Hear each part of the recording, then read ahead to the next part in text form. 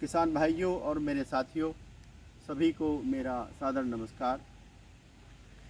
साथियों, हम चाहे कोई भी हों, चाहे हम राज्य कर्मचारी अधिकारी हों और चाहे हम किसान मजदूर हों, चाहे हम आईएएस चपरासी हों, चाहे हम डॉक्टर इंजीनियर हों, चाहे हम व्यापारी हों, चाहे हम नेता अभिनेता हों और चाहे हम गरीब अमीर हों, हम सब का वास्ता इस खेती से और इस प्रकृति से है।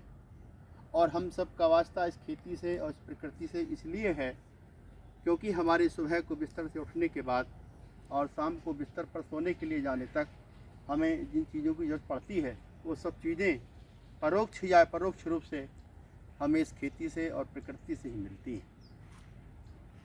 साथियों, हमारे इस दुनिया में आने के बाद हमारी सबसे पहली ज़रूरत भूख है और जब तक हम इस दुनिया में रहते हैं तब तक हमारी पहली ज़रूरत भूख ही बनी रहती है। तभी तो किसी ने सच ही कहा है कि भूख है मजहब इस दुनिया का और हकीकत कोई नहीं। साथियों, हमारी इस भूख का ताल्लुक़ भोजन से है, भोजन का ताल्लुक़ खेती से है और खेती का ताल्लुक़ प्रकृति से है। हमें हर रोज़ ज़िंदा रहने के लिए दिन में 2 बार शुद्ध भोजन की ज़रूरत पड़ती है, 10 से 12 बार पीने के लिए शुद्ध पानी की ज़रूरत पड़ती है और कमोबेश 21,000 बार सांस लेने के लिए शुद्ध हवा ऑक्सीजन की ज़रूरत पड़ती है। ये शुद्ध भोजन, शुद्ध हवा और शुद्ध पानी हमें कहाँ से मिलता है, इसकी जानकारी के लिए मैं आपको बता दूं।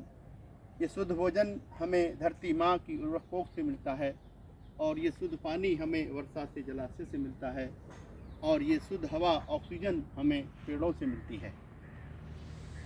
साथियों, अगर हमारी धरती माँ की कोख उर्वर बनी रहे और हमारी धरती के कुल भूभाग के लगभग 25% भूभाग पर वन आच्छादित रहें, यानी कि पेड़ मौजूद रहें, और धरती के कुल भूभाग के लगभग 5% भूभाग पर गहरे जलाश तालाब मौजूद रहें और उन गहरे जलाश तालाबों में निर्मल जल भरा रहे, साथ ही जल में रहने वाले जलचर, थल में रहने वाले थलचर और नभ में विचरण करने वाले नभचर मौजूद रहें, बरकरार रहें, तो भविष्य में हमें और हमारे बच्चों को इस धरती पर शुद्ध भोजन, शुद्ध हवा और शुद्ध पानी निरंतर मिलता रहेगा और हम शारीरिक और मानसिक रूप से स्वस्थ रहेंगे और इस धरती पर खुशी के साथ जी सकेंगे। लेकिन यह काम तभी संभव है जब हम खेती और प्रकृति के बारे में जानें, प्रकृति के वैभव, प्रकृति की खूबसूरती और प्रकृति की व्यवस्था को बरकरार रखें।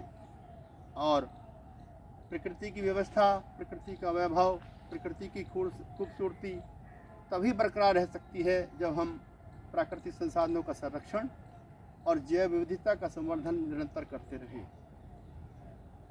और यह सब काम तभी संभव है जब हम भौतिक संसाधनों की प्राप्ति की होड़ को छोड़ें और अधिक से अधिक धन प्राप्त करने के लालच को छोड़ें। साथ ही रसायन आधारित खेती से अपना ध्यान हटाकर परंपरागत तरीके से फसल चक्र को अपनाकर प्राकृतिक खेती की तरफ ध्यान दें। साथियों, आपने मेरी वीडियो को सुना, मेरी बात को सुना।